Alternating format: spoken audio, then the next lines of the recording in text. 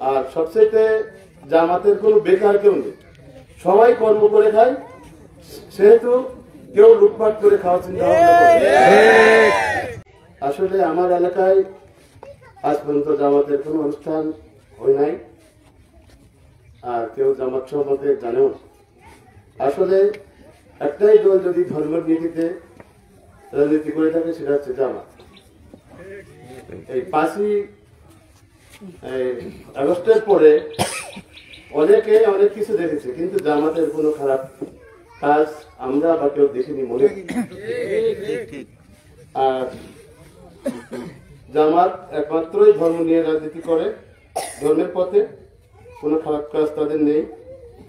আর সবচেয়ে জামাতের কোনো বেকার কেউ নেই, সবাই কর্ম করে খায়, সেহেতু কেউ লুটপাট করে খাওয়া চিন্তা ভাবনা করে। আর আমি নিজের চোখে দেখেছি, আমার ইউনিয়নে কিছু কিছু কাজ তাদের নিজের অর্থায়নে তারা করেছে।